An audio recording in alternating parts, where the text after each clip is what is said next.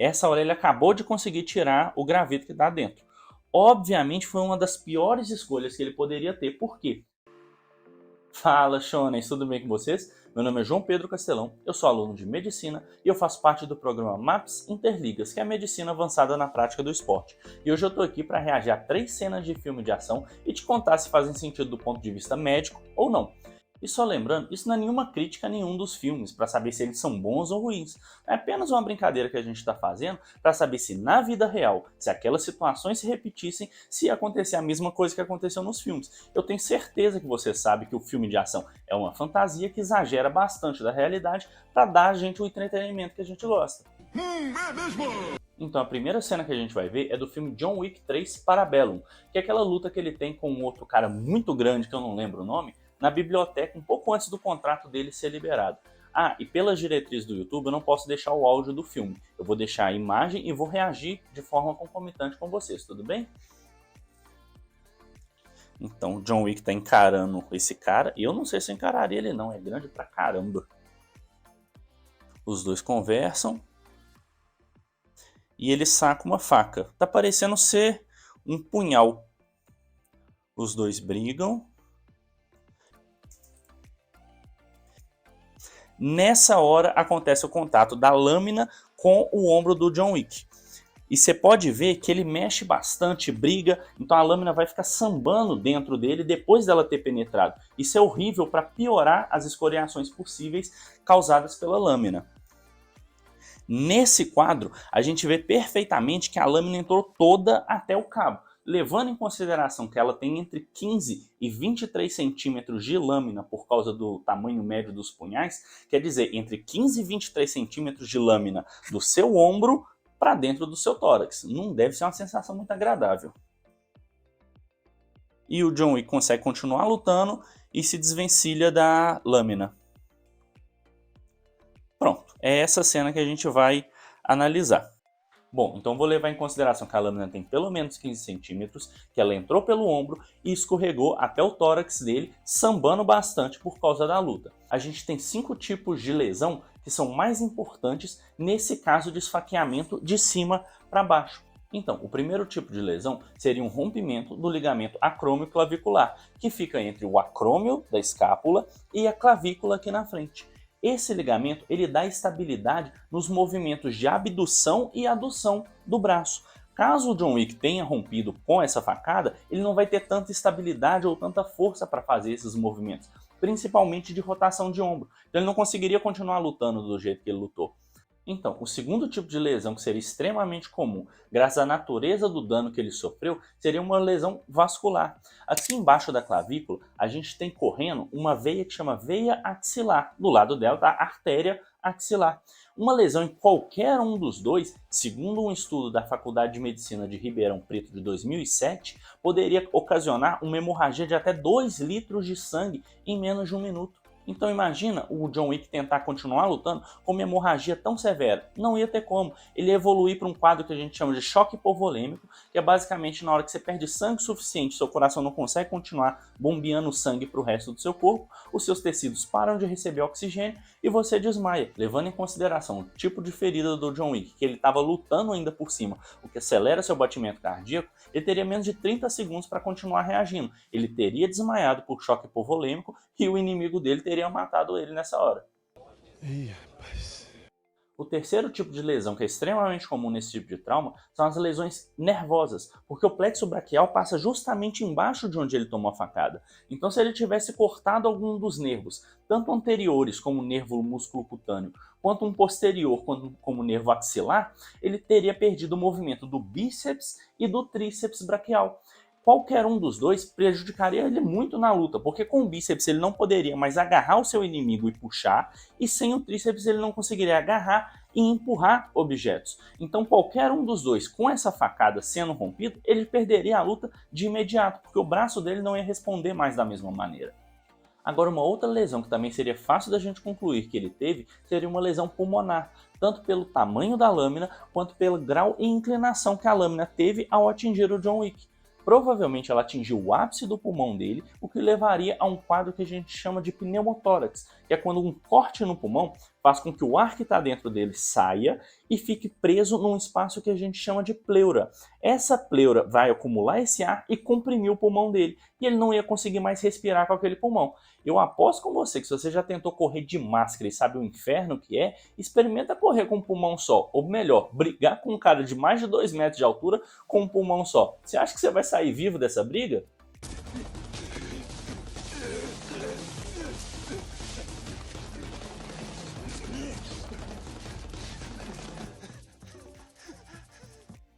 Então, levando em consideração que a briga se estendeu por mais de 1 minuto depois disso, que ele conseguiu sair andando calmamente para devolver o livro e não teve nenhuma sequela mais séria dessa facada, eu dou nota 3 para a veracidade dessa cena. Agora a próxima cena é do filme Batman Cavaleiro das Trevas Ressurge de 2012, que é aquela cena que ele acabou de ganhar do Bane numa luta e leva uma punhalada pelas costas da Talia al Ghul. Quer dizer, a gente não sabia que era Talia al Ghul até esse momento, eu fiquei em choque. Aí ele tá ameaçando o Bane, falando que depois disso ele vai ter a permissão dele para morrer. E a Talia chega pelas costas dele avisando que o Bane não era o filho do Ra's al Ghul, que na verdade era ela, que não era um filho, era uma filha. E nessa hora ela dá a facada no Batman. A gente vê que pelo ângulo ela deu uma facada na horizontal para pegar as brechas entre a armadura do Batman e ela acertou justamente no ponto onde ele não teria essa proteção da armadura. Essa cena foi extremamente importante para eu saber em qual altura, mais ou menos, ele tinha sido esfaqueado. Até então não dá para saber direito por causa do cinto de utilidades dele sendo a única referência. Na hora que eu vi essa cena dele abaixando o braço, eu notei que se ele conseguiu cobrir a ferida com o húmero dele, que é basicamente esse osso, provavelmente a ferida foi entre a 7ª e a 8ª costela ou entre a 6ª e a 7ª costela. Em qualquer um dos dois casos, pegaria o fígado dele nessa facada. Nessa hora, ele fica extremamente surpreso e ela torce a lâmina para aumentar ainda mais o dano que ela está causando ali dentro. E provavelmente ela deve ter acertado o fígado dele com essa facada. Eu vou levar em consideração que essa lâmina tem mais ou menos 15 centímetros e que acertou entre o 6º e o 7º espaço intercostal do Batman. Ou seja, entre a 6ª e a 7ª costela, esse espaço intercostal. Esse espaço dá acesso direto ao fígado. Provavelmente, nessa altura que ela deu a facada, ela deve ter acertado entre o 7º e o 8º lóbulo do fígado dele. A gente divide anatomicamente o fígado em vários lóbulos justamente para esses casos de lesões ou de cirurgias que a gente tem que fazer, a gente entender certinho o que está acontecendo lá dentro.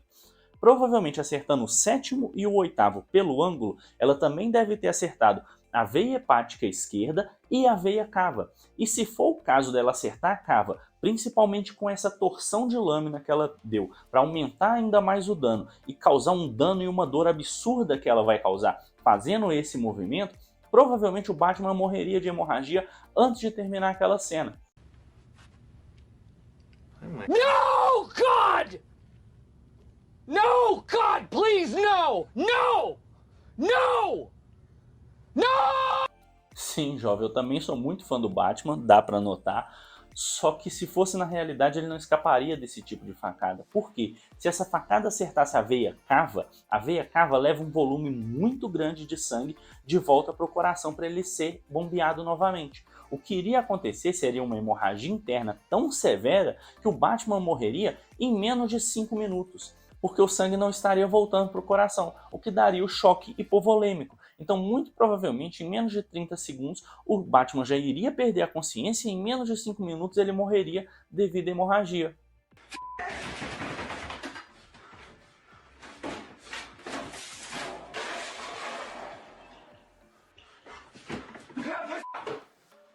Então, como o Batman levantou depois como se nada tivesse acontecido, como se ele não estivesse nem tonto pela perda de sangue, a nota dessa cena é só 2. Agora a terceira cena que a gente vai analisar é a cena do filme Rambo, que é aquela cena clássica que ele cauteriza a ferida usando pólvora. Vamos ver se isso faz sentido do ponto de vista médico.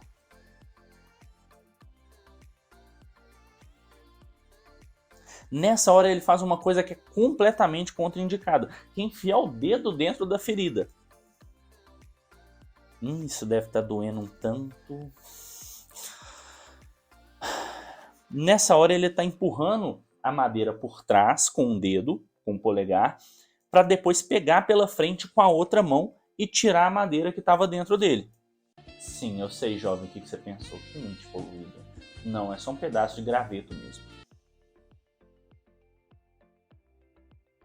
Essa hora ele acabou de conseguir tirar o graveto que está dentro. Obviamente foi uma das piores escolhas que ele poderia ter. Por quê? Quando você tem esse tipo de trauma, na hora que o objeto pérfuro-cortante continua na cavidade, é ele que está segurando qualquer tipo de hemorragia. Imagina um vaso que foi penetrado por esse objeto. Se você tira aquele objeto de lá, o buraco que ele fez vai estar destampado agora. Então o sangue que estava correndo dentro dele vai agora correr para fora e você vai ter uma hemorragia. Então se o objetivo dele era acabar com a hemorragia, ou pelo menos cicatrizar melhor o ferimento, ele fez uma das piores coisas que ele poderia fazer. Nessa hora vem aquela cena clássica. Ele abre uma munição dele, provavelmente munição de 7,62, e joga pólvora por trás do ferimento. E depois... Nossa Senhora! E depois ele pega um pedaço de graveto em chamas para acender aquela pólvora. Nossa, isso deve doer. E a gente vê o fogo de trás saindo pela frente, o que mostra que ele conseguiu fazer a cauterização do ferimento, tanto de trás até na parte da frente. Só que por que isso está completamente errado? Vamos analisar primeiro onde é que foi essa lesão. A gente vê perfeitamente a crista ilíaca dele aqui, porque obviamente o Stallone está extremamente definido nesse filme, e a lesão está acima da crista ilíaca e abaixo da primeira costela, de baixo para cima. Então a lesão foi acima da crista ilíaca e abaixo dessa costela do flanco direito. Provavelmente por causa dessa região anatômica, ele deve ter perfurado o cólon ascendente, que é uma parte do intestino grosso. Qual que é o problema do que ele fez? O intestino, ele tá cheio de... É isso aí. Que nojo. Então na hora que ele puxa a lasca de madeira que estava dentro pela frente, o que ele está fazendo basicamente é criar um espaço, criar um buraco, para que as bactérias que estavam no intestino invadam a parede abdominal dele toda, que vai levar a um quadro que a gente chama de peritonite, que é basicamente uma inflamação do peritônio, que é uma membrana que recobre os órgãos na parte abdominal. E essa peritonite é extremamente grave. Uma das piores coisas que ele poderia fazer foi ter retirado essa lasca de madeira. E aí, ainda para piorar, ele, em vez de cauterizar a ferida, usando um galho em brasa ou alguma coisa que seja mais controlada, ele usou pólvora. Por que você não deve cauterizar seus ferimentos com pólvora, jovem? Não sei. Basicamente, pólvora é uma mistura de salitre, enxofre e carvão. Na hora que ela queima, ela libera oxigênio e nitrato de potássio. Na hora que esses gases se expandem, elas propelem alguma coisa. É por isso que a gente usa isso como explosivo, para propelir alguma coisa. Na hora que a gente usa isso dentro de uma munição, o que a gente quer é a expansão desses gases para projetar o projétil para frente, o projétil da munição. Então é essa expansão que joga o projétil para frente. Só que justamente a pólvora, o que ela faz é uma expansão abrupta de gases e pouquíssimo recomendado para transferir energia térmica de um lugar para o outro. Porque o que ela vai fazer é uma expansão de gases. Muito melhor seria, para ele cauterizar aquele ferimento, pegar um graveto em brasa e queimar a ferida do que jogar pólvora lá dentro. Quando ele joga aquela pólvora lá dentro, todo esse ar comprimido que você está vendo sair, vai sair para dentro da cavidade abdominal. Vai comprimir todos os órgãos dele, vai expandir e depois comprimir o intestino dele, jogando todo o conteúdo intestinal para dentro do abdômen, o que vai fazer ele ficar muito mais propenso a morrer de septicemia depois. Então, o que ele fez foi basicamente adiantar a sua morte. Já avisei que vai dar merda aí. Seria muito melhor para ele se ele tivesse continuado com aquele pedaço de graveto dentro do abdômen até ele conseguir ajuda médica. Ai, João Pedro, mas ele é o Rambo, ele não ia ter ajuda médica, ele estava lutando contra todo mundo sozinho. Sim, eu sei, jovem, mas não é óbvio que se ele não tinha ajuda médica, a pior coisa que ele poderia fazer seria agravar ainda mais o quadro dele, tomando uma decisão errada dessa?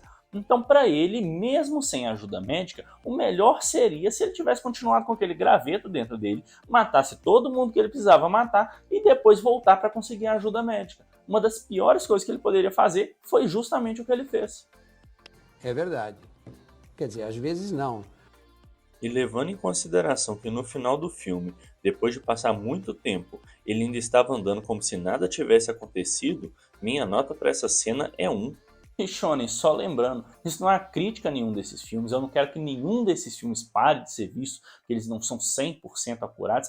Eu adoro ver todos esses filmes, principalmente o John Wick, é um dos meus filmes favoritos, só que a graça desse quadro é justamente a gente trazer para uma situação real uma coisa que aconteceu na ficção para ver se faz sentido ou não. Ah, e não esquece de dar um like, se inscrever no canal e ativar o sininho para que você não perca o próximo vídeo que saia com esse tema, tudo bem? Eu espero de coração que você tenha gostado desse vídeo, foi um prazer reagir a essas cenas com vocês. Qualquer cena que você queira que eu reaja posteriormente, deixa como sugestão desse comentário aqui, que quem sabe ele vira vídeo aqui no canal.